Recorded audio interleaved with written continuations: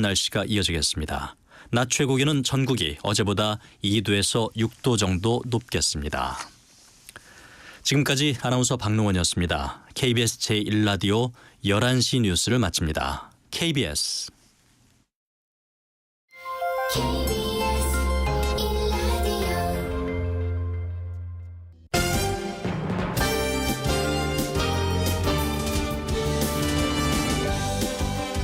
KBS 1라디오 신사원의 오늘 세계는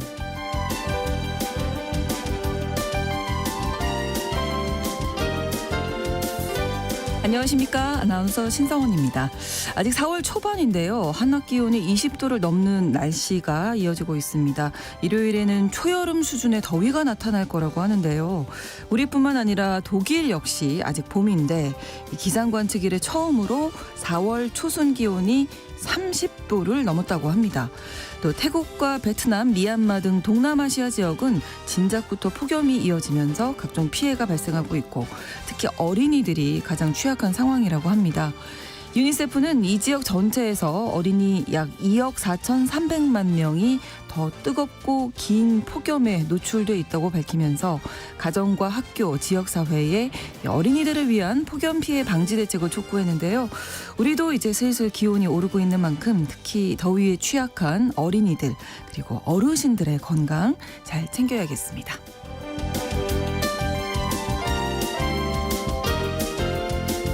오늘 주목할 국제사회 뉴스 잠시 후 헤드라인 뉴스와 키워드로 정리해드립니다. 그리고 통신원 취재수첩에서는 영국의 흑인 줄리엣 논쟁 그리고 새 집회 발행 소식 전해드리고요. 글로벌 이슈 초대석에서는 판소리의 매력에 빠져서 대기업 직장까지 관두고 한국을 찾아온 프랑스인 마포 로르 씨 만나보겠습니다. 4월 12일 금요일 KBS 1라디오 신사원의 오늘 세계는 시작합니다.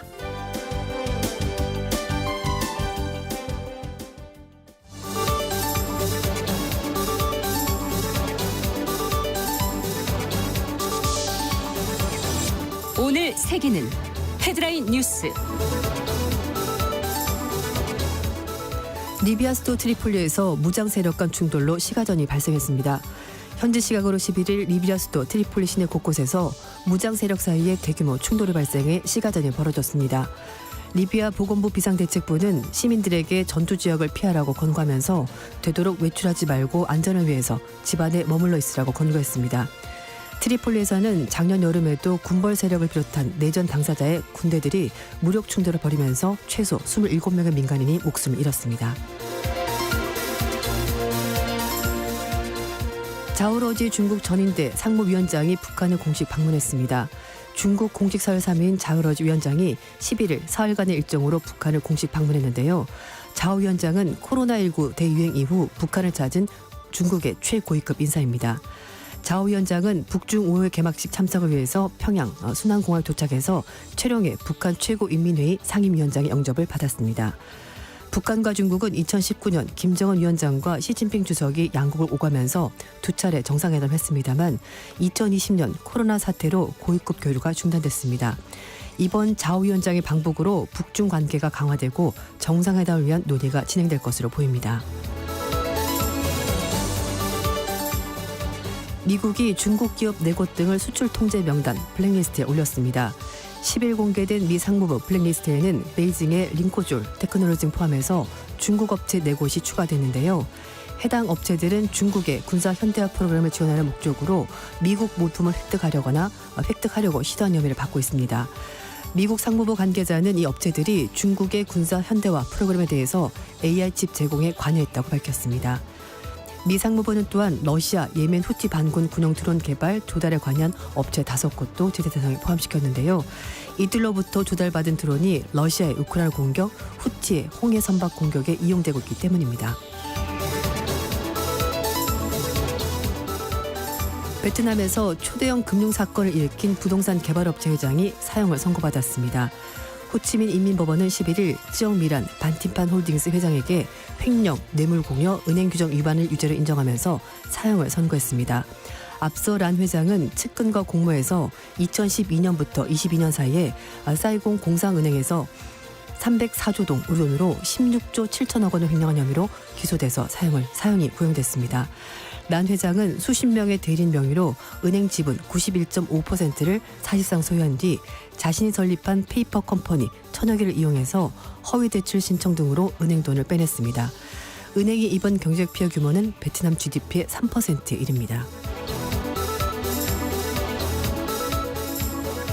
미국 프로야구 선수 오타니 쇼헤이의 전 통역사가 사기 혐의로 기소됐습니다.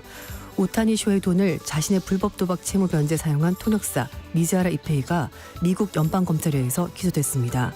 연방검사는 미즈하라가 자신의 스포츠 도박 비용을 지불하기 위해서 오타니 은행 계좌에서 1,600만 달러 우돈으로 219억 원 이상을 절취했으며 이 과정에서 오타니 은행 계좌에 접근하기 위해서 은행 측에 거짓말을 했다며 미즈하라를 사기 혐의로 기소했다고 밝혔습니다. KBS 1라디오 오늘 세계는 헤드라인 뉴스로 시작했습니다. 오늘은 웨싱캐스터 조윤주 씨와 함께하는데요. 국제사회의 다양한 소식들을 오늘의 키워드로 살펴보겠습니다. 첫 번째 키워드는 더 이상 혼자가 아닙니다. 우리가 함께하겠습니다. 라고 누가 얘기했나요? 기시다 후미오 일본 총리가 네. 미국 가서 한 얘기인데요. 좀 굉장히 감성적인 발언인 것 같습니다. 그러네요. 그렇죠. 누군가 위로해 줄 때 이런 말을 하게 되는 건데 기시다 후미오 총리가 미국 의회 상하원 합동 연설에서 한 말인데요. 네. 34분간 연설했고 미국 의원들이 여러 차례 기립박수면서 환호를 보냈습니다. 일본 총리가 미국 상하원 합동 연설한 것이 2015년 아베 신조 전 총리 이후 9년 만의 일인데요. 네. 기시다 총리는 미국은 더 이상 혼자가 아니다. 일본이 함께하겠다. 일본은 미래를 위해서 글로벌 파트너가 되겠습니다라고 말했습니다. 그리고 미국과 일본 간의 상호 지휘 통제 구조 개선 등 여러 가지 동맹을 업그레이드 합의한 얘기를 하면서 이 모든 것들이 사실 중국 견제라는 미국과 일본의 공통 부모 통해서 두 나라가 협력하겠다는 것을 보여준 것으로 보입니다. 네. 그리고 중국에 대해서는 기시다 총리가 현재 중국의 대외 정책, 군사 행동은 일본의 평화, 안보뿐만 아니라 국제사회 전반의 평화, 안정에 전례 없는 최대 전략적 도전이다 이렇게 규정했고요. 또 중국의 일방적인 해상 영유권 주장 통해서 군사적 긴장이 올라가고 있고 또 1대1로 프로젝트 이런 것들도 뭐 도움이 되지 않는다라고 말했고 또 사이버 공격 이런 것도 중국이 하는 거다라고 공개적으로 비판했습니다.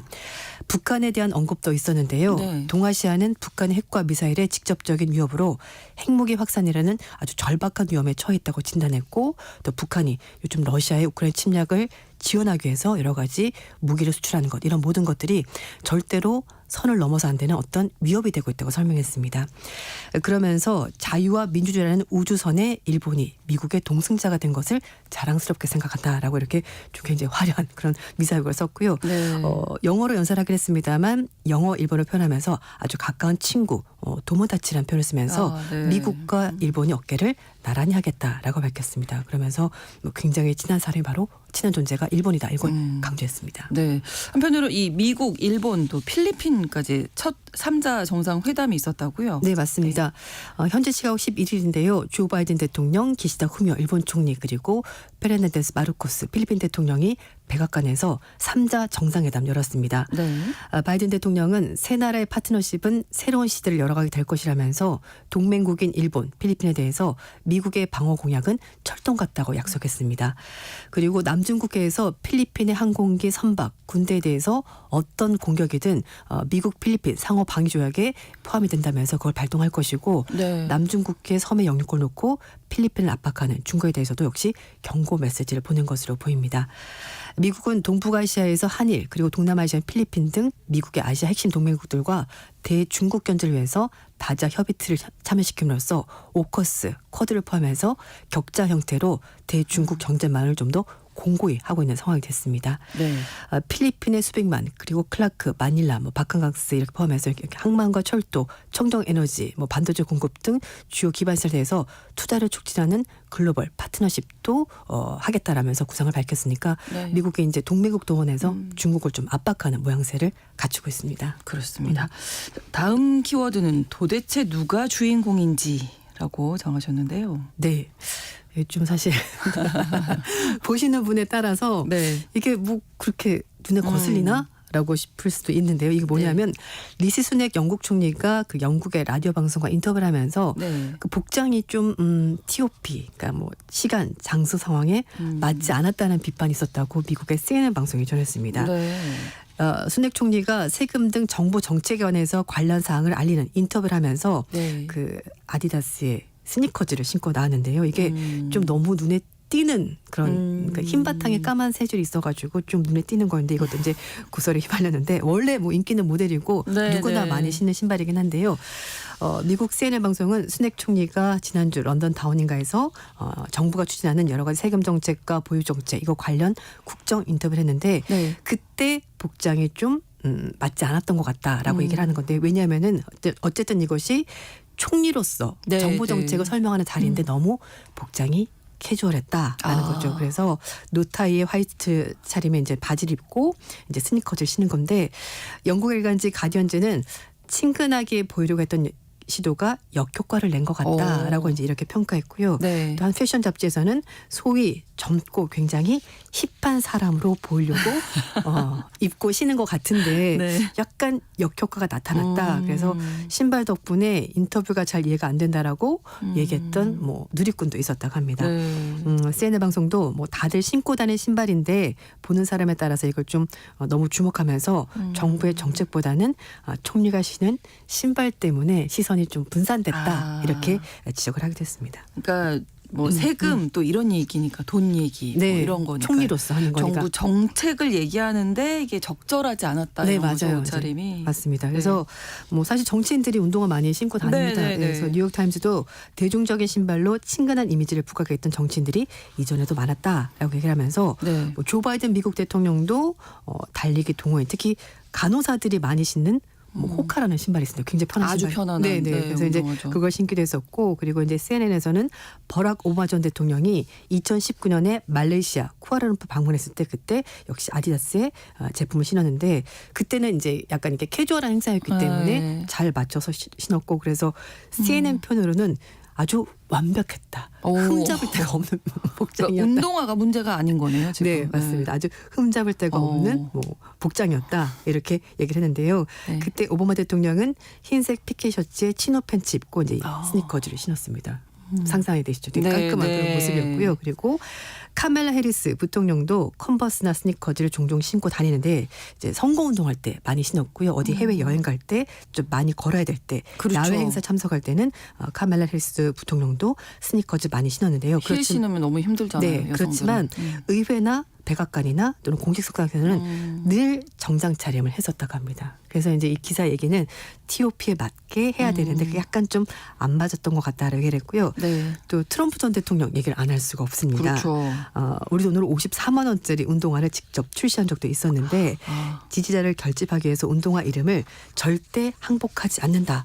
Never surrender high top. 이거 지어가지고 야, 금색으로 역시. 번쩍번쩍하는 54만 원짜리 네, 운동화를 출시하기도 했습니다. 네. 뉴욕타임즈는 보수당에 등을 돌린 영국 국민들의 분노가 결국 운동화로 간 것 같다라고 분석을 했고요. 네. 또 스낵 총리가 영국 국민들 대다수의 민심을 잃고 있는 상황에서 이 옷 때문에 신발 때문에 약간 욕을 먹는 것 같다 말했는데요. 논란이 점점 커지자 스낵 총리가 직접 얘기를 했습니다. 네. 사실 모든 사람들이 많이 신는 신발이고 평소에도 이 신발을 많이 신어왔는데 네. 그래서 어쨌든 내가 뭘 입고 뭘 신냐에 대해서 사람들이 관심이 많아서 좀 놀랐습니다. 죄송합니다. 이렇게 사과했습니다. TPO가 정말 중요하다는 거 네, 다시 한번 맞습니다. 생각하게 되고요. 다음 키워드로 자신의 앞날을 예견한 회고록이다. 네. 예. 사실 뭐 회고록 이런 거 쓸 때는 어느 정도 인생을 마무리할 때 그렇죠. 내가 어떻게 살았나 한번 생각을 정리해볼까 네. 싶은데 알렉세이 나발리가 생전에 미리 회고록을 작성했었다고 합니다. 네. 시베리아 교도소에서 갑자기 사망한 알렉세이 나발리가 생전에 썼던 회고록이 올 가을에 출간된다고 하는데요. 미국의 출판사 알프레드 엘 크노프가 나발리 회고록 페이트리엇 애국자를 올 10월 22일 날 출간한다고 밝혔습니다. 나발리의 부인인 율리아나 나발라야가 소셜미디어를 통해서 이 책이 11개 언어로 번역이 될 것이고 러시아판도 나온다고 밝혔는데요. 네. 출판사 측에서는 50만 부가 미국 등 여러 국가에서 동시에 출간될 것이라고 밝혔는데 네. 하지만 러시아어판도 있긴 합니다만 러시아에서 출간될지는 예. 아직까지는 불투명한 쉽지 상황이라. 않겠죠. 그렇죠. 네. 반체제 인사니까 그럴 수도 있을 것 같습니다. 한편 출판사 측은 이 책은 나발리의 젊은 시절 행동주의에 대한 소명, 결혼과 가족 그리고 러시아 민주주의와 자유를 소화하기 위해서 그동안 자신이 어떤 노력을 했었든지 인생 전체에 대해서 다루고 있고 나발리가 전 세계 보내는 마지막 편지다 이렇게 소개했습니다. 그렇군요. 이 나발리가 회고록을 써야겠다라고 생각한 계기가 있었다면서요? 네, 이제 부인 얘기로도 남편인 나발리가 전기를 쓸 거라고는 저는 상상을 못했고 한 80살쯤 됐을 때 뭔가 이렇게 뚜닥뚜닥 쓰지 않을까라고 말했었는데 일반적으로는 뭐 그렇게 그렇죠. 생각하죠. 네. 근데 2020년에 나발리가 비행기에서 그 신경작용제 노비촉에 독살당할 위험이 있었는데 그 이후에 상황이 달라졌고 뭔가를 써야 되겠다고 생각한 것 같습니다. 왜냐하면은 여러 차례 자신의 생명을 위협받는 일이 있었거든요. 그래서 언제 어떻게 될지 모른다 네, 이렇게 생각을 했던 맞아요. 것 그래서 같아요. 그 노비촉에 중독되고 나서 독일에 입원해서 치료를 받았고 다행히 살아났습니다. 그래서 네. 그때부터 책을 쓰기 시작했고 또 돌아와서는 독일의 감옥, 그러니까 러시아 감옥에서 투옥이 됐거든요. 그때도 집필을 이어갔다고 합니다. 회고록 초안은 나발리가 직접 작성을 한 거라고 하고요. 그리고 그 다음 부분은 부인인 나발라야와 출판사가 협력해서 원고를 마무리했다고 하는데요. 수감 생활에 대한 기록 그리고 투옥 중에 주고받았던 그 지인들과의 편지도 여기에 들어가 있다고 합니다. 한편 나발리의 대변인은 비밀 유지가 다 끝났고 독일에 쓰기 시작해서 감옥에서 마무리한 나발리의 책이 곧 출판될 거다라고 밝혔습니다. 푸틴 러시아 대통령 비롯한 러시아 고위 관리들의 부정부패를 폭로했었던 나발리가 극단주의 혐의 때문에 결국 징역형 선고받았고요. 네. 시베리아 최북단에 있는 교도소에서 복역한 도중에 2월 16일 갑자기 사망했습니다. 나이는 47살이었습니다. 네. 이른 나이에 그렇습니다. 자, 네 번째 키워드 추락한 슈퍼스타의 마지막이네요. 네. 오제이 심슨 전 세계를 떠들썩하게 했었던 세기의 재판이었죠. 사실 미국 스포츠계 최고 스타로 인기를 날렸던 오제이 심슨이 전부인 살인 용의자로 지목되면서 재판을 받았고 결국 76세 나이로 생을 마감했습니다. 심슨의 가족들이 11일 날 그 사회관계망 서비스 통해서 10일 날 심슨이 암투병 끝에 세상을 떠났다라고 밝혔고요. 자식들과 손주 앞에서 생을 마감했고 애도 기간 동안에 사생활을 좀 존중해 주길 바란다라고 가족들이 전했습니다. 네. 1970년대 미국 축구 슈퍼스타로 명성을 떨쳤고요. 은퇴한 후에도 큰 사랑을 받았고 국내에도 개봉한 영화 총알탄 사내 시리즈에 출연해서도 영화배우로도 인기가 많았습니다. 네. 그런데 1994년 그렇죠. 전처인 니콜 브라운과 전처의 친구 론 골드먼을 살해한 혐의로 체포가 되면서 정말 충격을 줬고요.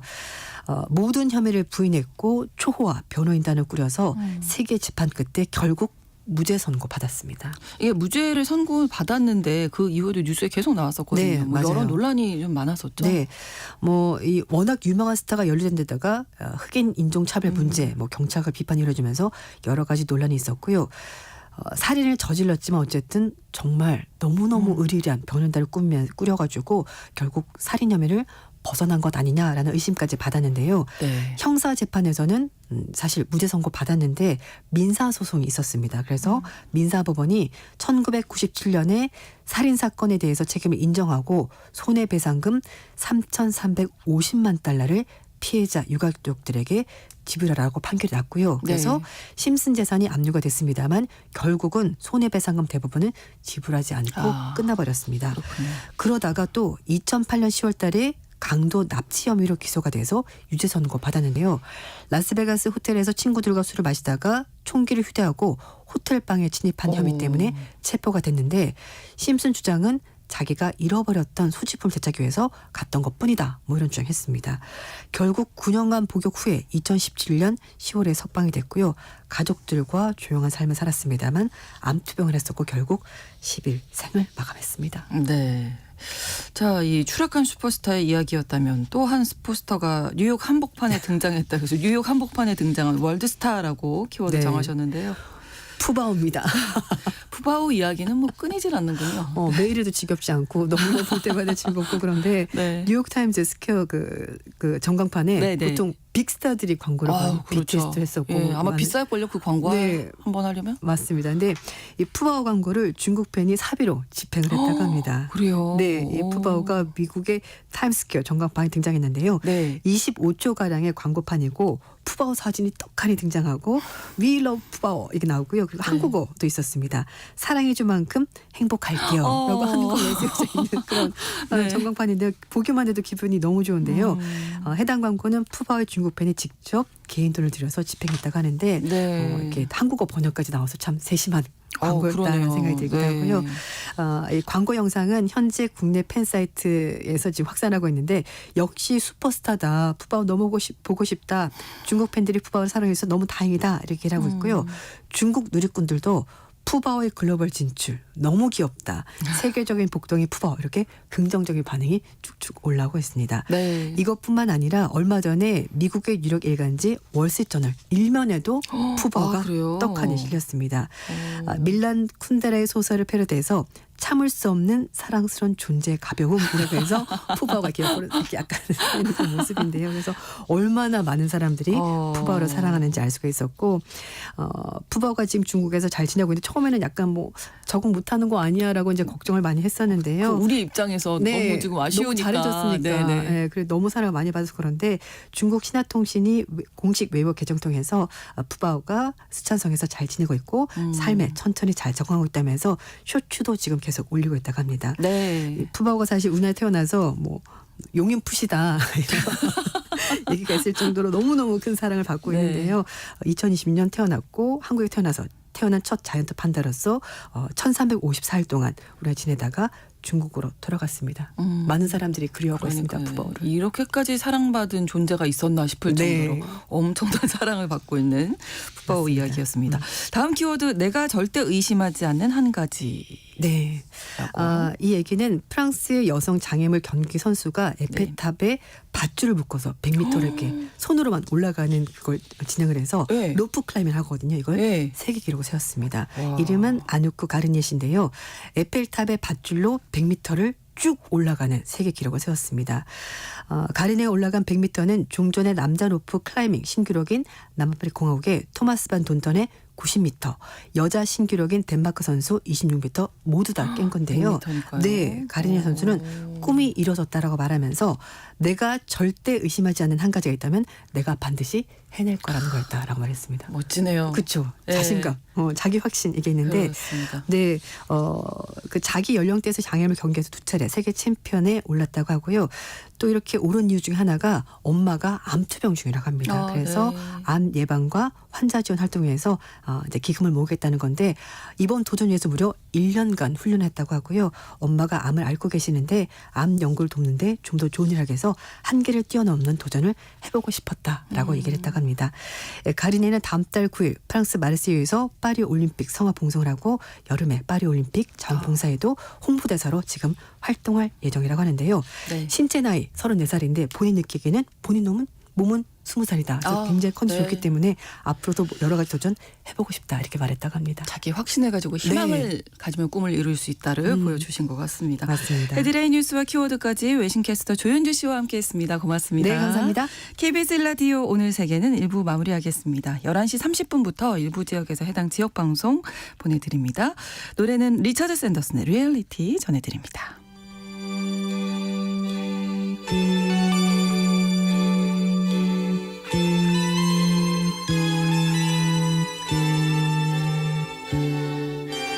Met you by surprise.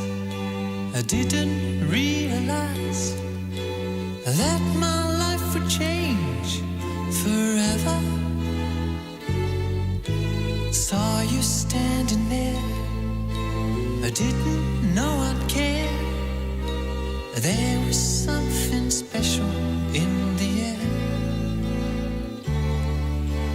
Dreams are my reality, the only kind of real fantasy. Illusions are a common thing. I try to live in dreams. It seems as if it's meant to be.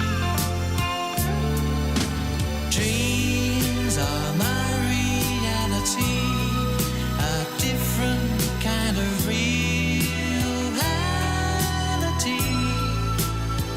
I dream of loving in the night, and loving seems alright, although it's only fantasy.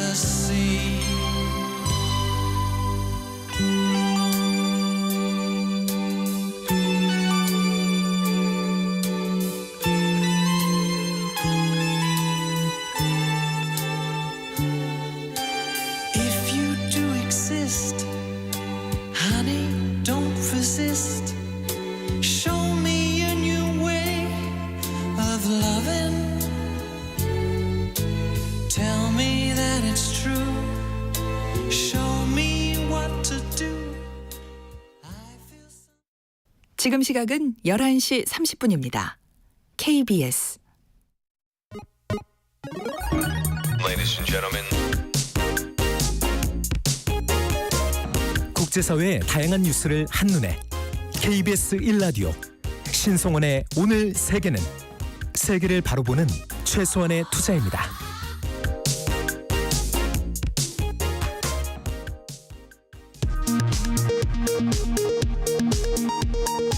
이 시각 라디오 정보센터 뉴스입니다. 이재명 더불어민주당 대표는 오늘 제22대 국회의원 선거 당선인들과 함께 국립서울현충원을 참배하고 만약 윤석열 대통령이 영수회담을 제안한다면 당연히 만나고 대화해야 한다고 밝혔습니다. 더불어민주당 강세 지역인 서울 도봉갑에서 승리한 국민의힘 김재섭 당선인은 오늘 KBS 라디오에 출연해 김건희 특검법에 대해 우리가 전향적인 태도를 보일 필요가 있다고 말했습니다. 전쟁기념관은 이승만 전 대통령을 재평가한 영화 건국전쟁의 김덕영 감독 강의를 오늘 19일 열기로 했으나 4.19 혁명 기념일을 맞아 오해를 살 여지가 있어 연기하기로 했다고 밝혔습니다. 부산에서 호흡곤란으로 쓰러진 남성이 10곳이 넘는 병원에서 수용을 거부당하고 울산의 병원에서 수술을 받았지만 숨졌습니다.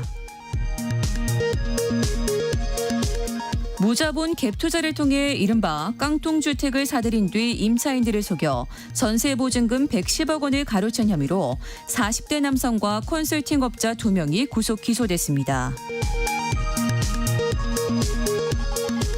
한국 총선에서 여당이 참패한 여파로 윤석열 정부가 강제징용 피해자에 대해 추진해온 제3자 변제 해법이 차질을 빚을 우려가 있다고 요미우리 신문이 보도했습니다. 중국 공식 서열 3위인 자오러지 전국인민대표회의 상무위원장이 어제 평양을 방문해 최룡해 최고인민회의 상임위원장과 회담했다고 북한 관영 매체들이 보도했습니다. 지금까지 라디오 정보센터 뉴스 정한나였습니다.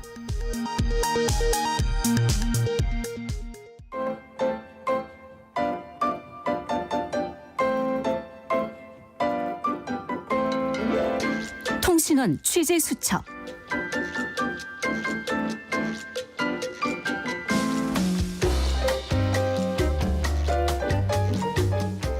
셰익스피어의 로미오와 줄리엣, 모르는 사람이 없을 정도로 유명한 작품이죠. 다양한 버전으로 또 무대에 올려졌던 작품이기도 한데요. 이번에 영국의 한 극단에서 흑인 배우를 줄리엣 역할로 내세우면서 원작 훼손 논란으로 아주 시끄럽다고 합니다. 어떤 사연이 있는지 자세한 내용 알아보겠습니다. 영국 런던에 김수정 통신원 연결돼 있습니다. 안녕하세요. 김수정 통신원? 네, 들리세요? 네, 연결됐습니다. 안녕하세요. 김수정 통신원. 네, 저희 다시 좀 연결을 해보도록 하겠습니다. 연결 상태가 좋지 않은 것 같아서요. 셰익스피어의 로미오와 줄리엣에서 줄리엣이 흑인 배우가 진행을 하는 걸로 결정이 되면서 영국 내에서는 많은 논란이 있다고 하는데 일단 로미오 역할에는 톰 홀랜드 스파이더맨으로 또 아주 유명한 배우죠. 이렇게 결정이 됐다고 하는데 왜 이런 이야기가 지금 벌어지고 있는지 들어보겠습니다. 영국 런던 김수정 통신원 다시 연결하겠습니다. 안녕하세요. 예, 바로 끊겼네요. 예, 오늘 전화 사정이 좋지 않은 것 같은데 이 이야기 하나가 준비가 돼 있고 이게 어떻게 보면 또 인종 차별로도 이어질 수가 있어서 좀 많은 논란이 있는 것 같습니다. 그런가 하면은 재작년에 주기했죠. 영국 찰스 3세 국왕의 초상화가 담긴 지폐를 곧 볼 수 있다고 하는데 이거는 엘리자베스 여왕이 이제 어머니였죠. 지금 찰스 3세 국왕의 어머니였던 엘리자베스 여왕이 화폐에 얼굴을 새겼었고 뒤이어서 찰스 3세 국왕도 이 초상화가 지폐에 담길 수 있다고 하는데 이 이야기까지 들어보도록 하겠습니다. 다시 연결해보죠. 김수정 통신원 안녕하세요. 잘 들리십니까? 김수정 통신원 지금 영국 런던과 저희가 시차가 조금 있기는 한데 아마 새벽 시간이실 것 같은데 저희가 여러 차례 지금 시도를 하는데도 잘 연결이 되지 않네요. 흑인 줄리엣으로 인종차별 논란에 빠진 영국 또 찰스 3세 초상화가 새 영국 집회에 들어간다. 오는 6월에 유통이 된다고 하는데 이 이야기 잠시 후에 들어보도록 하고요. 글로벌 이슈 시간 매주 금요일에는 문화 초대석으로 준비하고 있습니다. 모국을 떠나서 한국에서 또 새롭게 도전하는 분들의 이야기 듣고 있는 시간인데 잠시 후에 또 기대를 해주시고요. 다시 한번 연결해 보도록 하겠습니다. 영국 런던 연결합니다. 김수정 통신원 들리세요? 안녕하세요. 오늘 세계는입니다. 네, 이제 들리시죠? 김수정 통신원? 안 들리시나 봐요.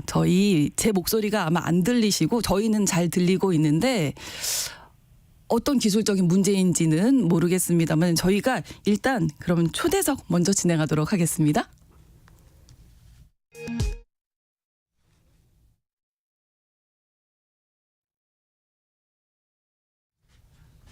네. 지금 시각 11시 36분 됐고요. 네, 마포 로르 씨가 먼저 들어오셨어요. 저희가 지금 전화 연결이 잘 안 되는 상황에서 먼저 글로벌 이슈 초대석으로 매주 금요일에 진행하고 있는데 급하게 지금 들어오셔서 괜찮으세요? 네, 감사합니다. 자, 저희 초대석 시간은 매주 금요일에 진행하고 있고요. 모국을 떠나서 한국에서 새롭게 도전하는 분들의 이야기 듣고 있는 시간인데 오늘 프랑스에서 오셨습니다. 마포 로르 씨와 함께하겠습니다. 어서 오세요. 반갑습니다. 안녕하세요. 반갑습니다. 네, 먼저 자기 소개를 좀 우리 청취자 여러분들을 위해서 해주실까요? 안녕하세요. 저는 프랑스에서 온 마포로이고요. 네. 2017년에 한국에 판소리 배우러 왔어요. 그래서 한국에 온 지 이제 거의 8년 됐어요. 2017년부터 판소리를 배우러 오셨다고요? 네, 맞아요. 그럼 프랑스 있으실 때 판소리 들어본 적 있으셨던 거네요?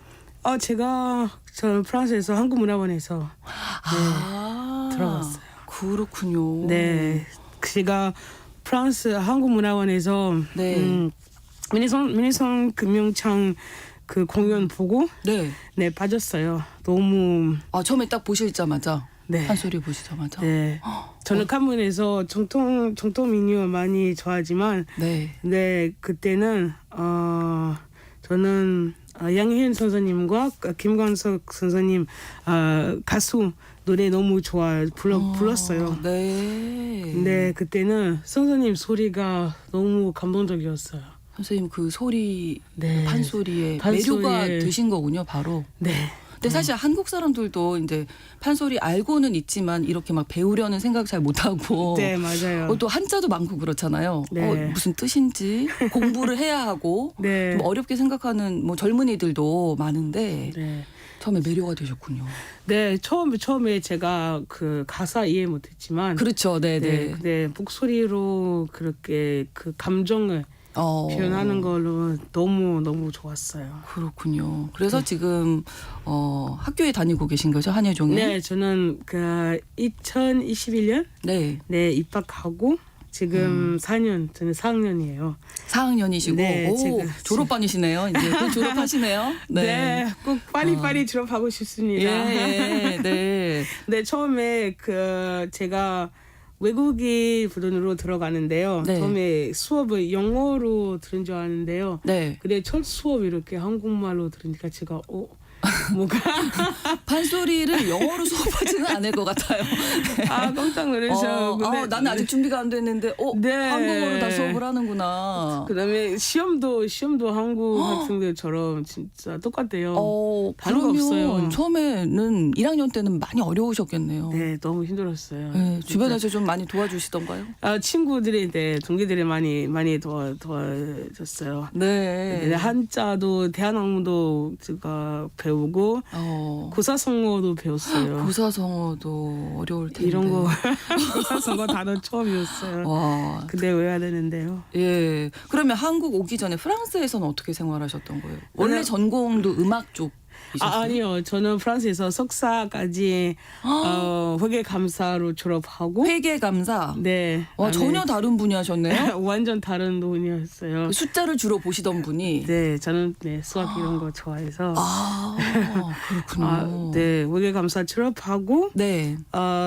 삼성전자하고 코카콜라에서 제가 그 일하다가 네. 판소리 만나서 한국에까지 왔습니다. 삼성전자 파리지사에서 일을 하셨기 때문에 이제 한국과의 접점이 이제 그때부터 조금씩 들어가기 전에 그 삼성 들어가기 전에 네. 그 한국에 오고 싶은데요. 한국에서 일하고 싶었어요.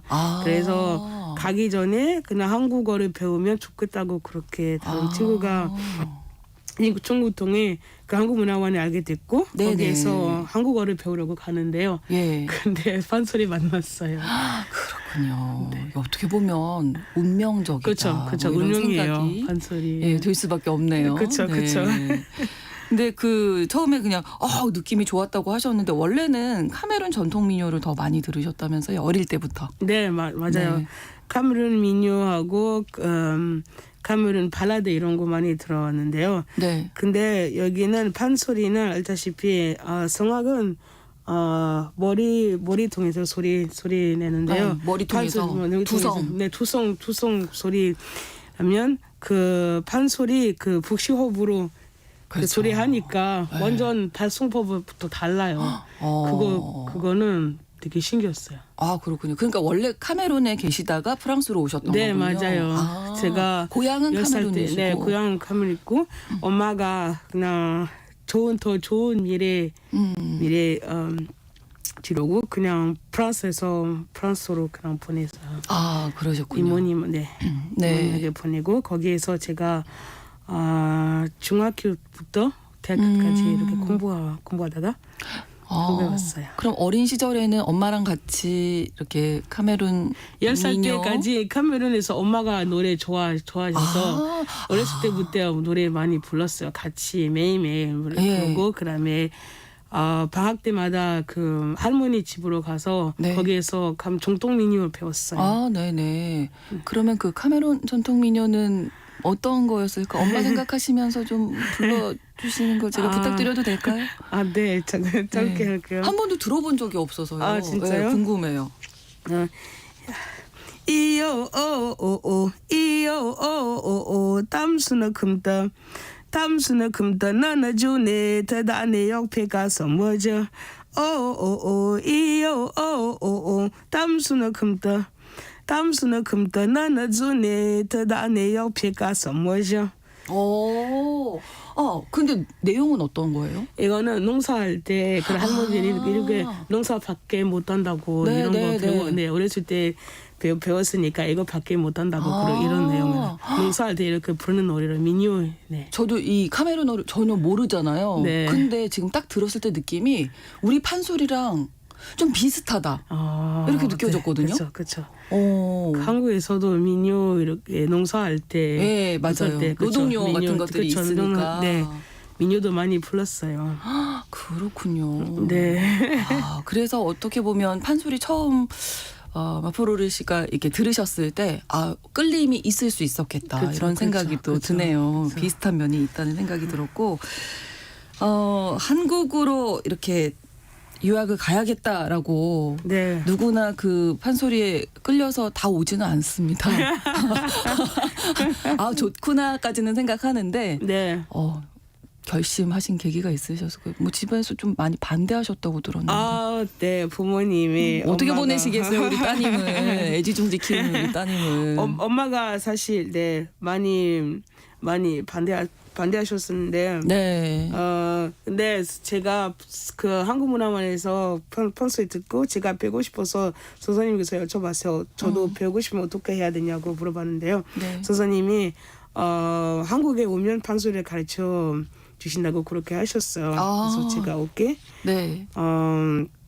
그냥 여기 한국에 와서 선생님 그 운영하는 그 소울 소리반에서 소울 소리반에서 공부 시작했고 매일매일 학교 가서 어학당 다니면서 매일매일 이렇게 어학당 끝나고 1시 끝나고 학원에 가서 판소리 공부하고 그다음에 해마다 2번의 겨울하고 네. 여름상 공부에 3주 동안 그냥 합숙에 들어가서 예. 소리 배워요. 아니 저희가 가끔 이제 저도 뭐 배운 적은 없으니까요. 판소리를 한국 사람이지만 네. 뭐 서편제 이런 영화들 보면 산에 이렇게 폭포 막 떨어지는 데서 이 소리끼를 찾기 위해서 네, 정말 네. 피토할 정도로 네, 요즘 뭐, 그거 아니에요. 요즘은 안전한 그거 곳. 그건 네, 아니에요. 원래 네 옛날에 이렇게 예전 그러니까, 선생님들은 네, 그러셨다고. 예전에 그렇게 많이 네, 하셨는데요. 네, 요즘은 그냥 안전한 곳에 가서 네네. 저희 또 편견이 있었네요. 네. 네 가서 그다음에 아침에 네, 산에 가서 사람 없는 곳에 이렇게 많이 없는 곳에 소리 크게 연습해야 되니까 네. 거기서 산에 가서 네, 새벽 5시부터 밤 10시까지 하루 종일 밥 먹고 소리하고 밥 먹고 소리하고 3주 동안. 네, 3주 동안. 근데 끝나고 진짜 도움이 많이 돼요. 처음에 가기 전에 얼마나 힘들겠어요. 진짜 가고 싶다. 고개를 절레절레 흔드시면서. 네, 근데 끝나고 나서 네, 네. 소리가 달라지는 거 달라져요. 진짜, 네, 네. 확실히 느껴져요. 네, 스스로도. 느껴져요. 오. 그래서 그래서- 이렇게 공부하는 이유가 있구나. 네, 이렇게 그래서 생각하시는군요. 항상 제가 가고 싶지 않다고 그렇게 말했는데 선생님이 오지 말라고 하셔서 제가 네 선생님 이거 아니에요. 네 갈게요 그런 거. 네. 지금 이제 한예종에서 4학년 되셨고 네. 꽤 오랜 시간 판소리도 공부하셨고 지금 이렇게 웃으면서 얘기할 수 있지만 참 힘들었던 일도 많았죠. 사실 뭐 한국어도 공부하셨어야 됐고 네. 여기 예, 한국 소리도 그렇고. 네, 제가 프랑스에 있을 때 사실 지금 회사 다닐 때 그 부지 돈도 많이 벌고 엄청 그러니까요. 네, 그렇죠. 네. 근데 한국에서는 이거 처음부터 이렇게 완전 다시 처음부터 시작해서- 네. 학생으로 시작하시는 네, 거니까. 신입생으로 시작했으니까 어렵고 언어도 어렵고 그다음에 아는 사람 되게 많지 않았어요. 네. 그치? 근데 다행히 진짜 주변에 진짜 좋은 사람 주가 많이 모아서 진짜 좋은 사람 많이 만나서 네. 많이 조금 더 편하게 그게 생활할 수 있었어요. 도움을 주신 분들도 많으셨고 네, 좋은 되게 분들 많이 많았어요. 만나셨고 네. 우리가 여기서 안 들어볼 수가 없네요. 아까 카메룬 민요만 잠깐 들어봤는데 분명히 이제 몇 년간 수련을 하시면서 소리길을 찾으셨을 거라고 생각합니다. 한 소절 한 제가 소리. 한국에 와서 그 첫 공연 때 제가 그 흥부가 중 화초장 화초장. 대목 그건 알아요. 부르는데 네, 네. 네, 그래서 이 화초장 대목 그네 하겠습니다. 네.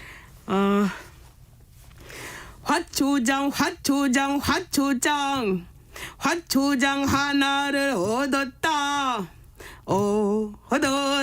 얻었네 화초장 하나를 얻었다. 도랑을 건너뛰다 자네가 잊었다. 조장 아니다. 방장 전장 아니다. 고초장 된장 아니다. 송장 구들장 아니다. 이거 여기까지. 와, 너무 멋지세요. 아니 지금 라디오 지금 트신 분들은 네. 프랑스 분이 지금 하셨다고 믿지 않으실걸요 아마.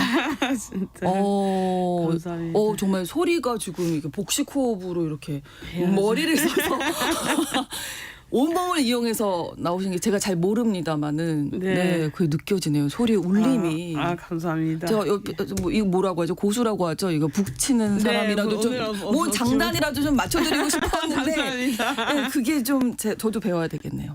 배우고 싶어졌어요. 네. 재미있어요. 예, 흥보가 중에서 화초장 타령 네. 한 구절 말씀 해주셨고, 네. 근데 이 판소리를 또 프랑스어로 바꿔 부르기도 하신다고요? 네, 어떤 친구가 네. 사랑가 하고 네. 사랑가 불어로 번역하고 그러면 다른 대목도 가난 타령 후보가 좀 가난 타령 그다음에 단가 인생 100년 불어로 이렇게 번역했어요. 아니 그러면 어떤 느낌일까요?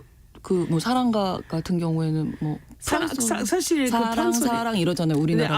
아모 아, 이렇게. 내 사랑이야 이렇게. à toi mon amour 이렇게 아, et toi viens par là grimpe sur mon dos amour amour amour c'est toi mon amour amour amour amour c'est toi mon amour oui mon amour c'est toi ah oui mon amour amour 와. 이렇게 하는 거죠. 판소리와 우리가 프랑스 하면 생각나는 노래는 샹송이기 때문에 그렇죠, 그렇죠. 절묘한 조합이 아닌가 뭐 이런 그렇죠. 생각도 해보게 되는데 아 판소리를 프랑스어로 바꾸는 작업도 하시는군요. 이거는 선생님 생각하셨어요. 해마다 네. 선생님이 프랑스하고 그 벨기에에서 그 워크숍 하셔요. 네네. 그래서 거기 가서 소리할 때 자막 말고 그 관객들이 이렇게 바로 이해할 수 있으면 좋다고 그래 하셔서 그냥 그 제자한테 부탁했어요. 번역해달라고 그렇게 하셨어요. 네. 앞서서 흥보가 잠깐 이제 한 소절 불러주셨는데 네. 이게 이제 다 배우신 거죠? 다 뭐 뗐다고? 아, 얘기를 네, 해야 되나요? 저는 네, 그 흥보가 이제 이제 다 배웠습니다. 이제 몇 년 걸리신 거예요? 저는 거의 7년 걸렸어요, 사실. 7년이요? 네, 저는 다른 시간이 많이 걸려요. 제가 아유 그럼요. 외국인으로서 시간이 진짜 많이 너무 걸리고. 대단하신 거죠. 아닙니다. 네. 감사합니다. 번역도 해야 됐고, 그렇죠. 한자도 많고 사투리도 많아서 사투리가 또 있죠. 네, 네. 옛날 단어도 많아서 네, 계속 찾아보고 선생님이 그러니까 설명해 주시고 그런 게 시간이 많이 걸렸지만 네. 드디어 선생님 덕분에 제가 네. 몇천 번, 몇만 번 연습하셨겠죠? 선생님이 10번에 연습하고 안 되면 100번에 연습해야 돼. 안 되면 1000번 더 이렇게 연습 많이 해야 된다고 그렇게 하셨어요. 네. 네. 근데 판소리는 연습 많이 해도 뭐가 바로 시력이 오르는 게 아니라서 너무 네. 답답해요, 사실. 예. 그러니까 뭐 1000번을 하면 내가 뭐 어느 정도 기량이 이만큼 오를 것이 이게 아니니까. 그거 바로 아니니까. 근데 그 어느 날에 그 못하는 거는 그렇게 팍 나오니까 그 순간이 진짜 기분이 너무 좋아요. 어느 날 딱 느끼셨군요. 네. 아 됐다. 이거구나. 그래서 또 이런 거 느끼고 싶어서 계속 연습하는 거죠. 만약에 안 되면 그 연습 부족하다고 생각해야 돼요. 사실 다른 방법 없어요. 안 된 거는 연습을 덜한 부족하다고 것이다. 네. 언젠간 된다. 언젠간 더 연습하면 언젠간 어느 날 이렇게 탁 나오니까 그 순간 진짜 기분이 너무 좋아요. 그렇군요. 마포로르님의 앞서 앞날의 이 판소리가 또 얼마나 큰 힘이 될까 이런 생각도 드는데 네. 끝으로 저희 청취자분들께 전하고 싶은 말씀이 있으시다고요? 저요? 네. 저는 그 판소리 늦게 시작했지만 네. 엄마가 항상 저한테 후회는 불치병이라고 그렇게 하셨어요. 그래서 하고 싶은 말은 하고 싶은 거 있으면 진짜 나이로 생각하지 말고 그냥 해보세요. 맞아요. 네. 그 후회보다 그 실패보다 후회 더 힘드니까 그거는 진짜 해보세요. 네. 혹시 몰라서 저처럼 다른 세상 만날 수 있어요. 네. 지금 이제 졸업하시고 아마 꿈도 또 목표도 있으실 것 같은데요. 네, 저는 어떤 졸업하고 계획이 있으신지? 학사 졸업하고 나서 네. 그 정문사로 네. 공부하고 나중에 고아원에서 이렇게 판소리 음악 테라피로 그 아이들이 가르쳐주고 싶고 네. 그다음에 그 한국 그 판소리 담겨 있는 그 교훈도 이런 거 아이들한테 전달하고 싶어요. 다양한 무대에서 판소리도 판소리 공연을 하고 외국인한테는 너도 판소리 공부할 수 있다. 그렇죠. 라는 네. 메시지를 전달하고 싶어요. 네. 그다음에 나중에 퓨전 이런 것도 하고 카메룬이나 프랑스나 다른 나라의 정통 그 음악 이렇게 같이 퓨전도 하고 싶습니다. 그것도 좋죠. 네. 그렇죠. 하실 일이 너무나 많은데. 네. 네. 또 세계 사람들에게 이 판소리를 또 쉽게 전달해 주시기 열심히 바랍니다. 하겠습니다. 네, 열심히 공부하시기 바라고 응원하겠습니다. 오늘 글로벌 이슈 초대석 프랑스에서 오셨습니다. 마포 로르 씨의 판소리 도전기 이야기 들어봤습니다. 오늘 좋은 말씀 그리고 음악까지 감사합니다. 감사합니다. 저희 KBS 1라디오 신성원의 오늘 세계는 마무리할 텐데요. 앞서서 통신원 전화 연결이 좀 여의치 못했던 점 사과 말씀드리겠습니다. 음악은 필 콜린스의 You Will Be In My Heart 보내드리면서 마무리하고요. 저는 다음 주 월요일 오전 11시 5분에 다시 뵙겠습니다. 고맙습니다.